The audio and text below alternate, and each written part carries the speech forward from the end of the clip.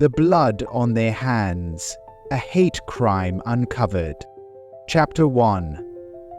A town's dark secret. The town of Willow Creek had always prided itself on its peaceful streets and close-knit community. Nestled in a quiet valley, it was the kind of place where neighbors knew each other by name.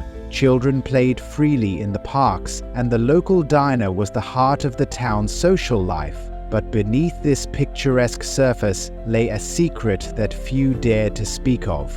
A history of prejudice and hidden violence. For decades, certain families whispered about the incident that had occurred many years ago, but the details were always vague, lost in layers of fear and silence. Newcomers to the town were never told, and the older generations chose to forget. But the truth had a way of resurfacing when least expected. On a chilly autumn evening, a scream shattered the quiet of Willow Creek. The sound echoed through the empty streets, carried by the wind to the town's outskirts, where an abandoned barn stood like a relic of the past. By the time the authorities arrived, they found only traces of a struggle. Broken glass, a smear of blood on the wooden floor, and a single shoe lying forgotten in the dirt.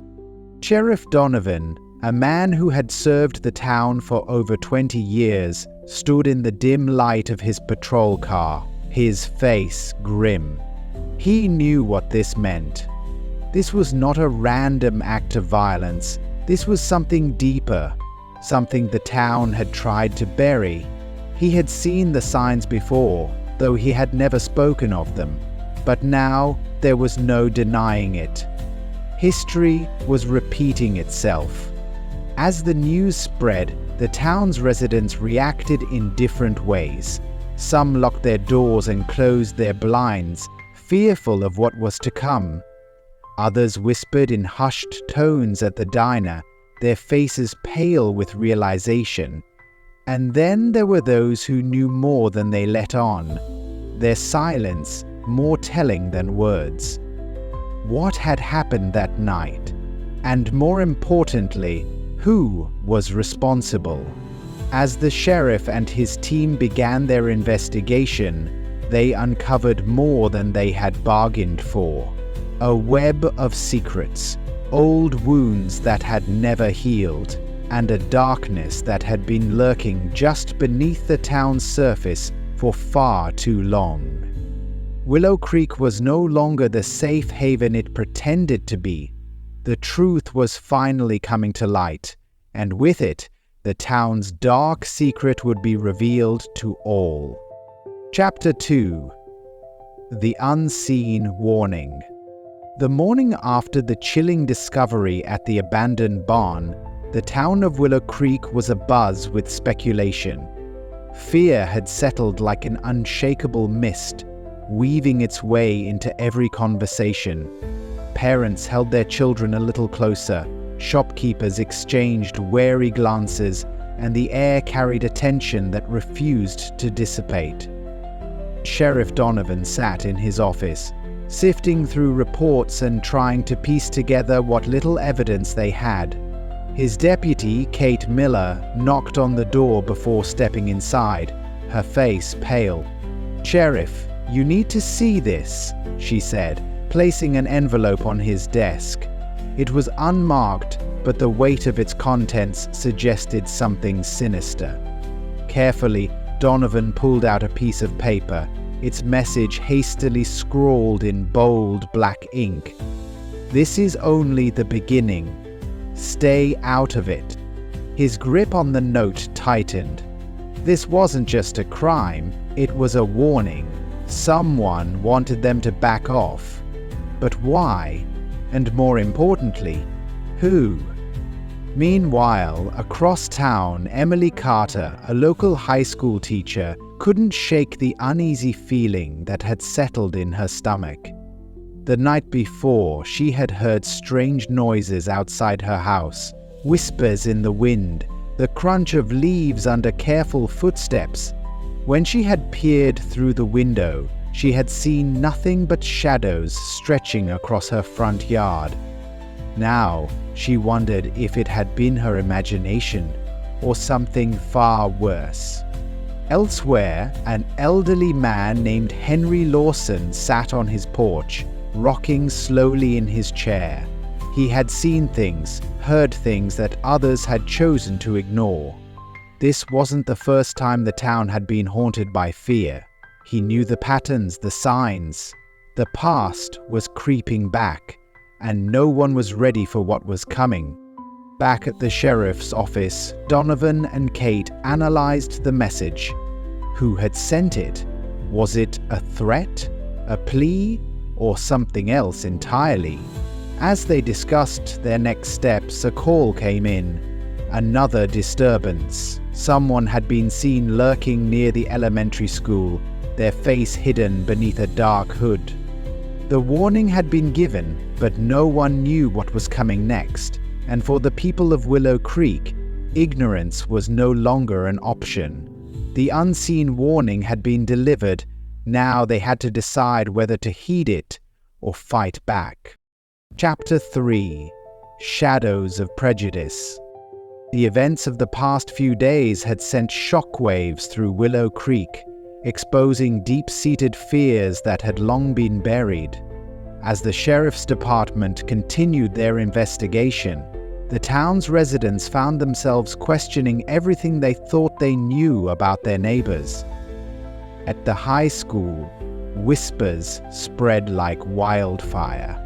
Students gathered in hushed circles, trading theories and gossip. Emily Carter, the history teacher, could see the unease in their eyes. She had always encouraged open discussion in her classroom, but this time she sensed something more dangerous beneath the surface. An undercurrent of suspicion and resentment. That afternoon, a heated argument broke out in the school hallway. Michael Reynolds, a quiet and studious teenager, found himself at the center of it. He was different, and that difference had always set him apart. Now, with fear gripping the town, that difference made him a target. "Why are you looking at me like that?" Michael asked, his voice trembling as a group of boys cornered him. "I had nothing to do with what happened." "Didn't you?" one of them sneered. "Your family moved here a few years ago, right? Maybe you brought this trouble with you." Emily intervened before the situation escalated, but the damage had been done. The seed of prejudice had taken root. It was not just fear that had taken over Willow Creek, it was the need to find someone to blame. Meanwhile, Sheriff Donovan and Kate Miller had begun to dig into old records, searching for any connection between the present case and past incidents. They uncovered a disturbing pattern. Every few decades, a similar crime had shaken the town. The victims were always outsiders, people who didn't quite fit in. As they pored over faded newspaper clippings, a familiar name kept appearing. Henry Lawson, the old man who had watched from his porch, the man who seemed to know more than he had let on. That night, Donovan paid him a visit. Henry sat in his dimly lit living room, his eyes heavy with the weight of the past. "This town has always had a way of turning on its own," he murmured. "People don't like what they don't understand, and when fear takes hold, it makes monsters of men." The shadows of prejudice had begun to stretch over Willow Creek once more, and if the sheriff didn't act fast, history would repeat itself, with devastating consequences. Chapter 4: A Crime in the Night. The darkness of the night wrapped itself around Willow Creek like a suffocating shroud. The streets, usually silent after dusk, felt different tonight. Tense, expectant, as if the town itself was holding its breath. The events of the past few days had left everyone on edge, and now, something was about to tip the fragile balance. At precisely 2:17 a.m., the piercing sound of breaking glass shattered the eerie silence. A single street lamp flickered outside Sam's Grocery, the only store that remained open late into the evening. Its owner, Samuel Grayson, had long since gone home, trusting the old security system to keep watch. But tonight, it was no match for the unseen figure that lurked in the shadows. A hooded silhouette slipped through the broken window, landing lightly on the floor. The intruder moved with practiced precision, weaving through the aisles without hesitation. But this was no ordinary robbery. The cash register remained untouched, the shelves undisturbed. Instead, the figure made its way to the back office and rifled through old records, searching for something specific. Across town, Sheriff Donovan was fast asleep when his phone buzzed on his nightstand. He groaned, reaching for it with a heavy sigh. "This better be good," he muttered, rubbing his eyes. "Sheriff, it's Kate. We've got a break-in at Sam's Grocery, but something's off. The cash is still in the register." Donovan sat up immediately, the last remnants of sleep vanishing. "I'm on my way. Don't let anyone near the scene until I get there." 15 minutes later, he arrived at the store, his headlights cutting through the mist that had begun to roll in. Kate stood outside, arms crossed, her face tight with worry. "It wasn't just a break-in, Sheriff. Whoever did this was looking for something. But here's the real kicker. We found this on the floor near the office." She handed him a folded piece of paper, yellowed with age. As Donovan unfolded it, his breath caught in his throat. It was an old police report, one he recognized immediately. It was from 30 years ago, detailing the disappearance of a young black man named David Cole. A case that had never been solved, a case that the town had conveniently forgotten. Donovan's mind raced. Why was this report here? And why would someone risk breaking in just to find it? His gut told him that this was no coincidence. Someone in Willow Creek wanted the truth to stay buried. But someone else was determined to dig it up. Just then, a loud crash echoed from the alley behind the store. Donovan and Kate exchanged glances before drawing their weapons and moving cautiously toward the noise. As they turned the corner, they caught a glimpse of a figure disappearing into the darkness. "Stop! Police!" Donovan shouted, but the person didn't slow down. Instead, they darted through a gap in the fence, vanishing into the night. Kate cursed under her breath. Whoever that was, they knew exactly what they were doing. Donovan clenched his jaw, and they're not done yet. As they stood in the cold night air, the weight of the past pressed down on them. This crime wasn't just about a break-in, it was about something far bigger, something the town had tried to erase. But the past wasn't staying buried anymore. And soon, everyone in Willow Creek would have to face the truth. Chapter 5. The First Suspect. The morning after the break-in at Sam's Grocery, Sheriff Donovan sat in his office, staring at the old police report found at the crime scene. The disappearance of David Cole, a young black man from Willow Creek, had been conveniently forgotten by the town. But now, someone had unearthed it. Literally. The question was, who? Kate Miller entered, a fresh stack of reports in her hands. "We have a lead, Sheriff. Surveillance cameras caught a shadowy figure running from the store. The footage is grainy, but there's one thing that stands out. Whoever it was had a distinct limp." Donovan frowned. A limp? That narrows it down. Do we have any suspects in town who fit the description? Kate nodded. One name comes to mind. Ricky Thompson. He's had trouble with the law before, mostly minor break-ins, and he was injured in a bar fight a few years ago. Word around town is he still walks with a limp. Where is he now? Donovan asked, already grabbing his coat. His usual spot, down by the old train yard. An hour later, Donovan and Kate arrived at the abandoned train yard, a desolate place where the town's outcasts often gathered. Among the rusted-out carriages and overgrown tracks, they spotted Ricky sitting on an overturned crate, smoking a cigarette. His right leg stretched out stiffly, confirming the old injury.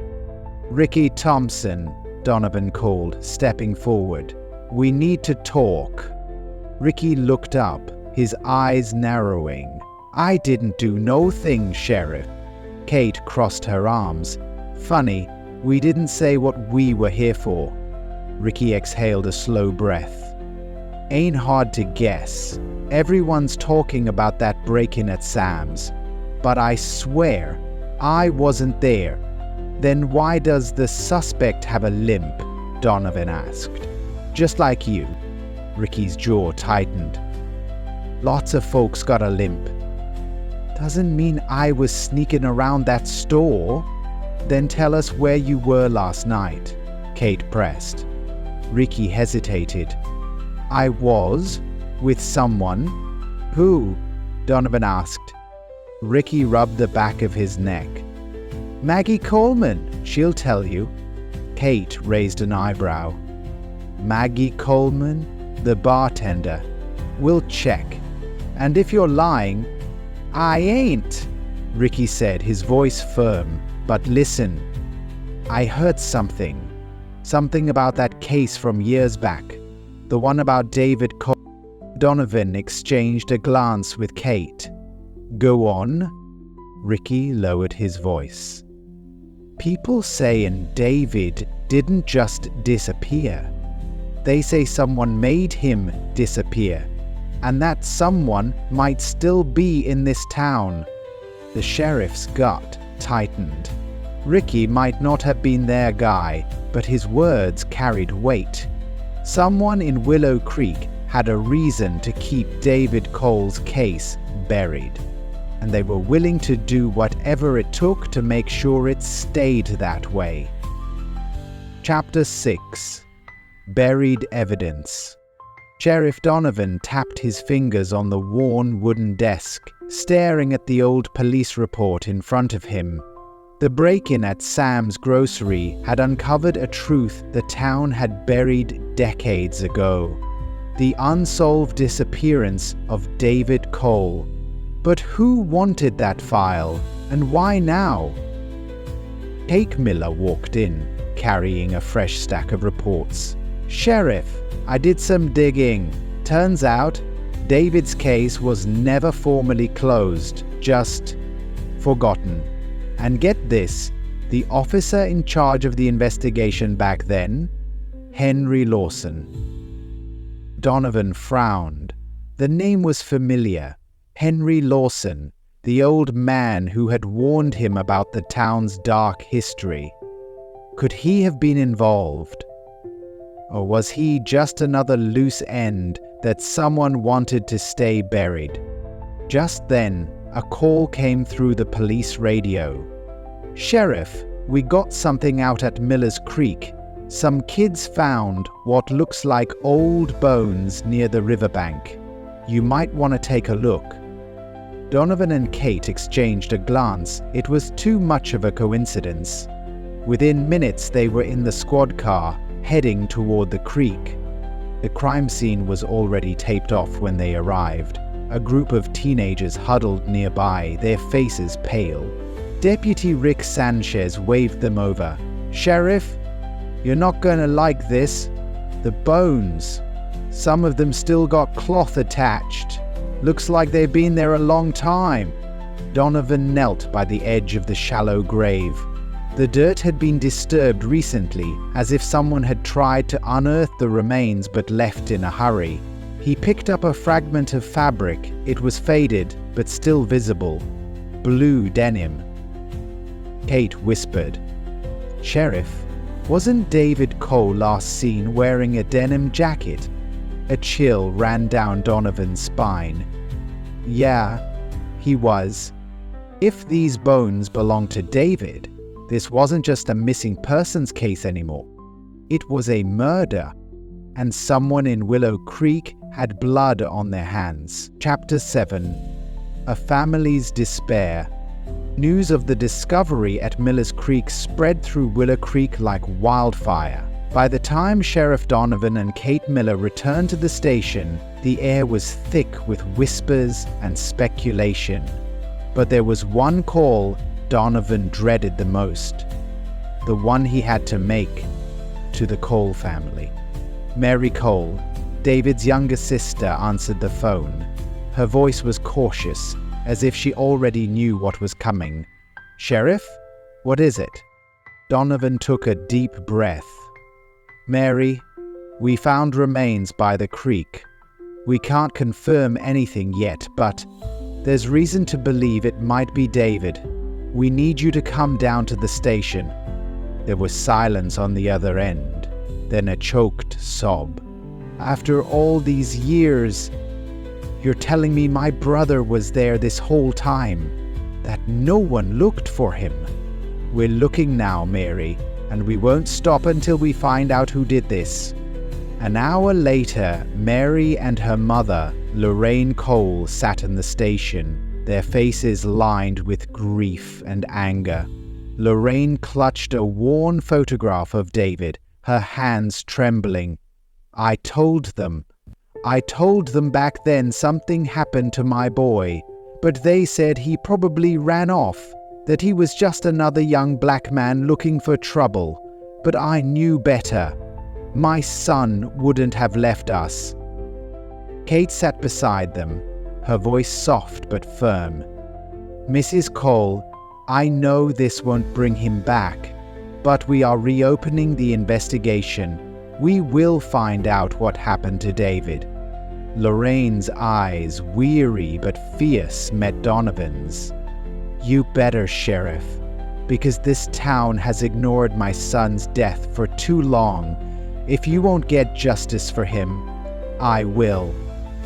Donovan knew the pain of loss, but he also knew something else. The line between justice and revenge could blur when the wounds were this deep. And if the truth about David's death wasn't uncovered soon, the town of Willow Creek might tear itself apart. Chapter 8.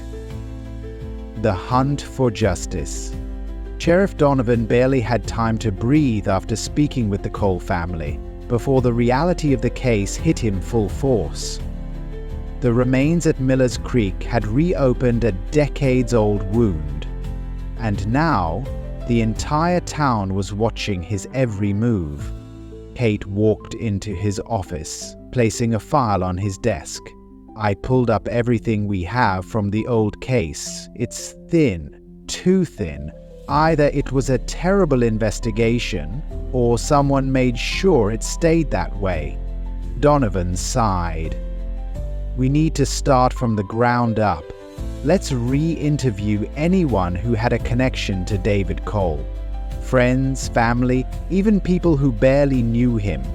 Someone out there knows more than they let on." Kate nodded. "I already put together a list. But there's something else. Henry Lawson. He was the lead investigator back then. We need to talk to him." They found Henry Lawson sitting on the porch of his small, run-down house at the edge of town. The old man barely looked up as they approached. His hands trembled as he lit a cigarette. "I figured you'd be coming, Sheriff." "I suppose it's about the bones."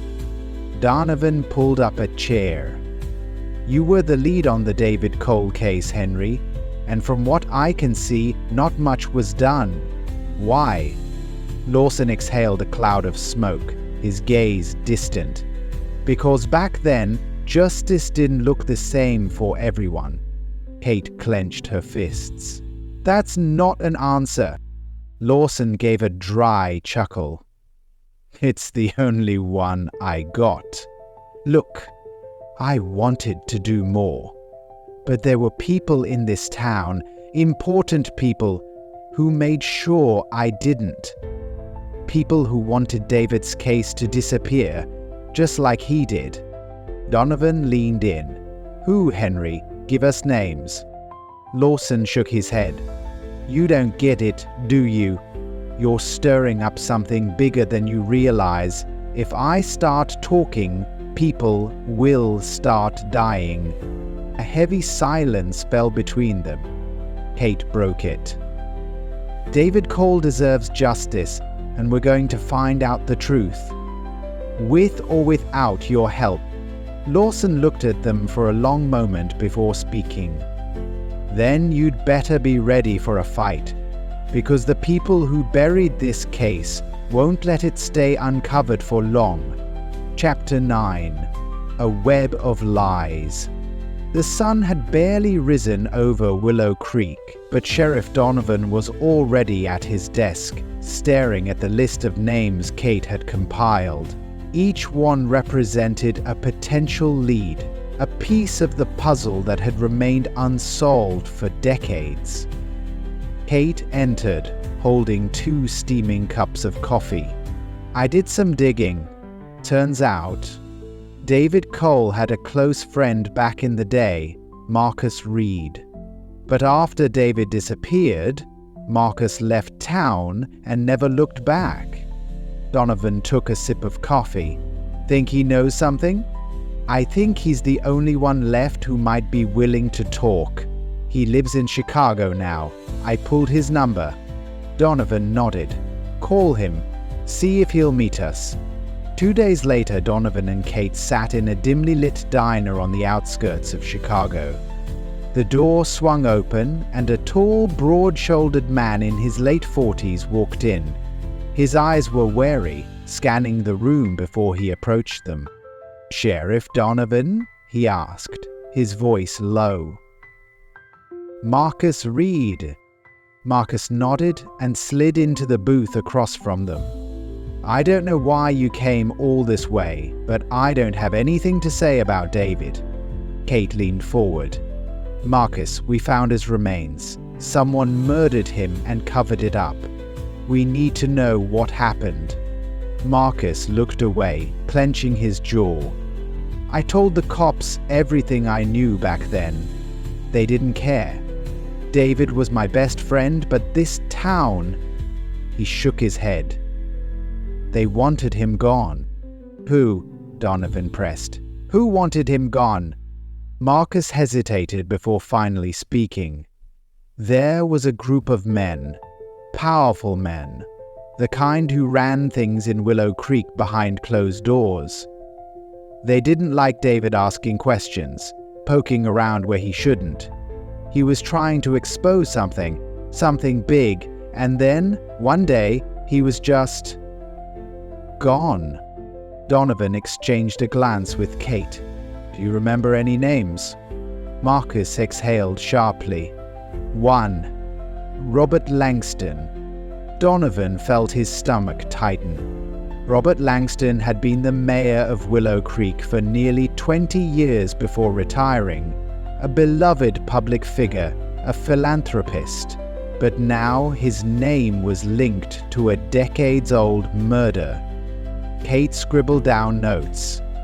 We need to find out what David was trying to expose. And if Langston was involved, we need proof.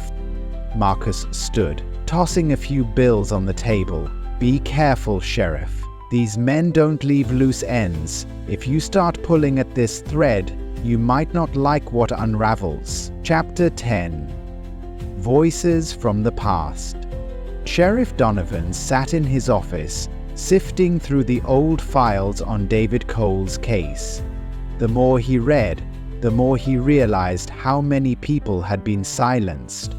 Witness statements were missing, reports incomplete. It was as if someone had deliberately erased key pieces of evidence. Kate entered, holding a thick folder. I went through the archives. There were more interviews conducted back then than what's in our official files. Someone scrubbed the records, but I found something they missed. An old tape recording of an interview with a woman named Evelyn Carter. She was a waitress at Joe's diner when David disappeared. Donovan's eyes narrowed. And she still lives in town? She does. But there's more. She left a note in her file, said she'd only ever tell the truth to someone who actually cared. They found Evelyn Carter at her small, weathered home on the outskirts of Willow Creek. The moment she saw them, she stiffened, her eyes filled with suspicion. I already told the cops everything I know. Years ago, she said, gripping the doorframe. Didn't do a damn bit of good. We aren't here to ignore you, ma'am, Donovan said gently. We found David's remains. We're reopening his case. If you know something, anything, we need to hear it. Evelyn studied them for a long moment before sighing. Come in. Inside, the air was thick with the scent of old books and brewed coffee. She sat down, her hands shaking as she reached for an old tin box. David was a good kid. He came in almost every morning before work, but a few weeks before he disappeared, he was scared. Said he had proof of something bad, something about Robert Langston and a few other big names in town. Donovan leaned forward. Proof of what? Evelyn hesitated before opening the tin box. Inside was an old photograph, grainy but clear enough. It showed David shaking hands with another man outside a building with a sign that read, Langston & Co. Development. Kate's breath caught. David was onto something about Langston's company? Evelyn nodded. And that was the last time I ever saw him. That night he came into the diner, looking pale as a ghost. Said he was meeting someone who'd help him get the truth out, but he never made it home. Donovan felt a chill run through him. Do you remember who he was meeting? Evelyn closed her eyes for a moment, then whispered, Henry Lawson, the old cop. The same one who warned you to stay out of this. A heavy silence settled over the room. If Henry Lawson had been the last person to see David Cole alive, then he wasn't just a witness. He might have been part of the cover-up. Chapter 11. The trial begins. The courthouse in Willow Creek had never seen a case like this before. The town buzzed with anticipation as the trial for David Cole's murder began. The prosecution was led by District Attorney Margaret Hayes, a relentless lawyer with a reputation for exposing corruption. On the other side was Robert Langston's high-profile defense team, determined to protect one of the town's most powerful figures. Sheriff Donovan and Kate sat in the gallery, watching as the jury was selected. The weight of the moment hung heavy in the air. This trial wasn't just about David Cole. It was about decades of injustice, a system that had failed, and a town finally being forced to confront its past. The first witness was Evelyn Carter. She walked to the stand, her hands trembling slightly as she took the oath.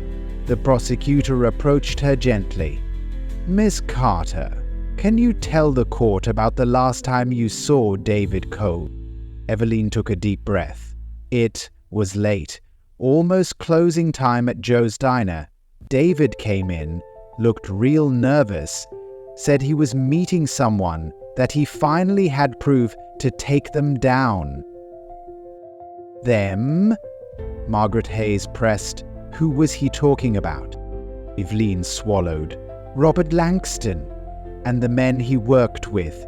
He said they were doing something illegal, dangerous. He never got the chance to tell me exactly what. Langston's lawyer shot up. Objection, speculation. Sustained, the judge said. Ms. Hayes, keep it to what the witness directly observed. Margaret nodded. Ms. Carter, did you ever see David Cole again? Evelyn's voice cracked. No. That night, he walked out of the diner and disappeared forever. Next came Henry Lawson. The former police officer looked uneasy as he took the stand. He cleared his throat as Margaret Hayes approached. Mr. Lawson, you were the last known person to see David Cole alive. Tell us about that night. Henry hesitated, his gaze flickering toward Robert Langston, who sat motionless at the defense table. David called me, he finally said. Said he had evidence of a cover-up. He wanted protection. I told him to meet me at the old warehouse on Maple Street. Did he show up? Henry's face darkened. Yeah, but he wasn't alone. Langston's men were already there. A murmur rippled through the courtroom. Margaret leaned in. And what happened next, Mr. Lawson? Henry took a shaky breath. David tried to run. They caught him. I was scared. I turned my back. When I looked again, he was gone. Gasps filled the courtroom. Langston's lawyer jumped to his feet. Objection. This is hearsay. The judge banged his gavel. We'll take a recess. Court will resume in 30 minutes. As people filed out of the courtroom, Donovan turned to Kate. We just cracked this case wide open, but this fight is far from over. Chapter 12. Truth in the Testimony. The tension in the courtroom was suffocating as the trial resumed. The prosecution had made their case clear. David Cole had been silenced for uncovering something dangerous, but now they needed undeniable proof to hold Robert Langston accountable. The next witness called to the stand was Kate herself. As she walked up, she could feel the weight of every eye in the room. She had spent months piecing this case together, and now it was time to bring everything to light. Ens Parker, Margaret Hayes began. You've been working closely with Sheriff Donovan on this case. Can you tell the court what evidence you uncovered regarding Robert Langston's involvement? Kate took a deep breath. We found a ledger hidden in an old warehouse, one that belonged to Langston and Co-Development. It detailed illegal financial transactions, land acquisitions through coercion, and payouts to officials who helped cover it up. Margaret nodded. And did David Cole have access to this ledger? Yes, Kate confirmed. According to our records, David Cole worked at the development site as a surveyor. He must have stumbled across these documents and realized something was off. Langston's attorney stood abruptly. Objection. This is pure speculation. There is no direct proof that David Cole had this ledger. Margaret Hayes turned to the judge. Your Honor, we have a copy of David Cole's handwritten notes that match the information in the ledger.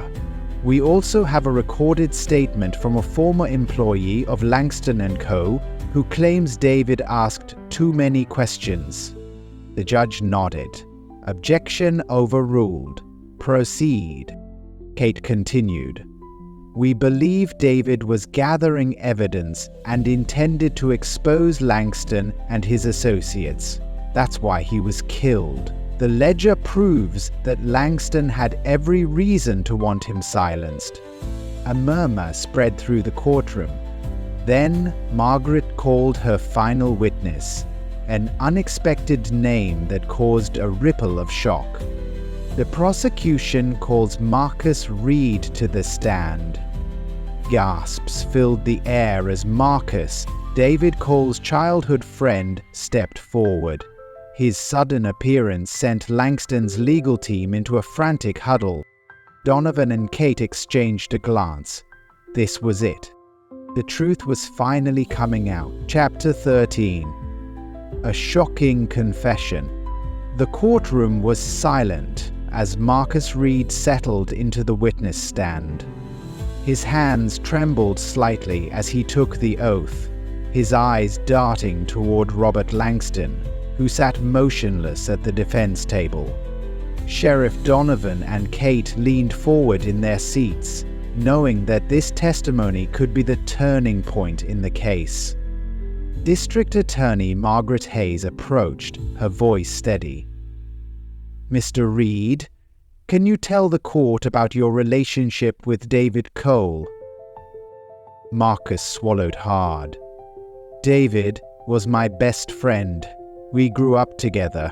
He was like a brother to me, and when he went missing, I knew something terrible had happened." "Did David ever confide in you about anything suspicious before he disappeared?" Marcus hesitated, then nodded. "Yeah, a few days before he vanished, he told me he had proof that Robert Langston and his company were involved in illegal activities. He was scared, but he said he couldn't stay quiet. He wanted justice." Langston's lawyer stood abruptly. "Objection! Hearsay!" The judge considered the objection, then looked at Marcus. "Do you have any direct evidence to support this claim?" Marcus exhaled shakily. "Yes. I was there the night David disappeared." Gasps rippled through the courtroom. Margaret Hayes stepped closer. "You were there?" Marcus nodded, his voice breaking. "David asked me to come with him. He was meeting someone who said they could help. Someone on the inside. When we got to the warehouse, we saw them waiting. Langston was there, along with 2 of his men. They weren't there to help David. They were there to make sure he stayed quiet. Permanently." The courtroom buzzed with whispers as Marcus continued. "David realized it was a trap. He told me to run, but I couldn't move. I was frozen. They grabbed him. He fought, but they were stronger. Langston looked him in the eye and said, 'You should have kept your mouth shut.' And then they killed him." A stunned silence filled the room. Robert Langston's face remained unreadable, but the tension in the air was thick. Margaret Hayes spoke again, her voice firm. "Mr. Reed, why didn't you come forward before now?" Marcus lowered his head. "Because I was a coward. They warned me, said if I ever talked, I'd end up just like David. I've been running from the truth my whole life, but I can't run anymore. David deserves justice." The judge called for order as the courtroom erupted. Sheriff Donovan met Kate's gaze. They had suspected Langston all along, but now they had something stronger than circumstantial evidence. They had a confession. Chapter 14. The Verdict. The entire town of Willow Creek was holding its breath as the jury prepared to deliver the verdict. The courtroom was packed with reporters, townspeople, and even those who had once defended Robert Langston, waiting to hear whether justice would finally be served. Sheriff Donovan sat beside Kate in the gallery, his fingers drumming anxiously against his knee. Margaret Hayes stood at the prosecution's table, her face calm but her eyes sharp, ready for whatever came next. Across the room, Robert Langston sat stone-faced, his defense team whispering frantically among themselves. "Will the jury please rise?" the judge commanded. The head juror, an elderly woman with steel-grot hair and a steady gaze, cleared her throat. "We, the jury, find the defendant, Robert Langston..." A pause. A heartbeat stretched into an eternity. "Guilty on all counts." A wave of gasps, then a mix of cheers and quiet sobs rippled through the room. Kate felt her breath hitch as she looked at Donovan, who let out a slow exhale. It was over. Langston's lawyer shot up. "Your Honor, we intend to appeal this decision immediately." The judge banged his gavel. "The court will reconvene for sentencing. The defendant is hereby remanded into custody."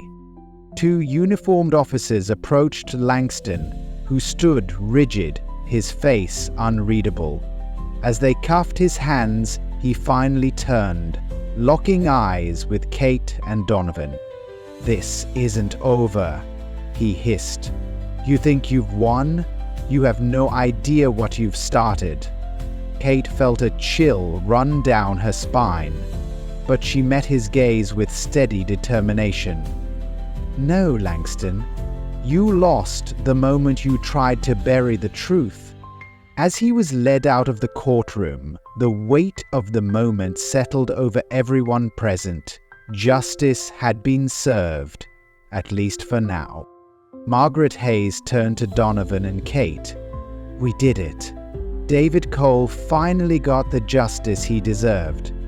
But even as the courtroom emptied and the sun set outside, Donovan couldn't shake the feeling that Langston's words weren't just a threat. They were a promise. Chapter 15. Justice or Revenge? The town of Willow Creek was still reeling from the verdict. The courtroom had emptied, but the echoes of Langston's chilling words lingered in Kate's mind. Sheriff Donovan had seen plenty of criminals try to maintain their power from behind bars, and something about Langston's demeanor made him uneasy. "You think he meant that as an empty threat?" Kate asked, as she and Donovan walked toward the station. Donovan shook his head. Langston isn't the type to accept defeat. He's powerful, connected, and ruthless. Just because he's behind bars doesn't mean his influence is gone. Kate sighed, rubbing her temples. "Then what's next? The trial is over. But this doesn't feel like closure." Before Donovan could answer, his phone buzzed. He glanced at the screen, his expression darkening. "It's from the prison. Langston is requesting a meeting with me." Kate's stomach tightened. "Are you going?" "I have to," Donovan said. "If he's planning something, I need to know." The next day, Donovan sat across from Langston in a dimly lit prison visitation room. Langston, now in an orange jumpsuit, still exuded an air of control. His smirk was unsettling. "You wanted to see me," Donovan said, keeping his tone neutral. Langston leaned forward. "Congratulations, Sheriff. You and that reporter friend of yours played your parts well. But don't fool yourself into thinking this is over." Donovan folded his arms. "You're going away for life, Langston. No more power plays, no more threats." Langston chuckled. "You really think prison bars can stop a man like me? I built an empire. You only cut off the head, but the body is still moving." Donovan's jaw tightened. "What are you saying?" Langston's eyes gleamed. "There are others. People who don't like what you've done. People who don't forgive. And they're already watching. I wonder how long you and Kate will last before they come knocking." Donovan's blood ran cold. Langston wasn't bluffing. This wasn't just about him.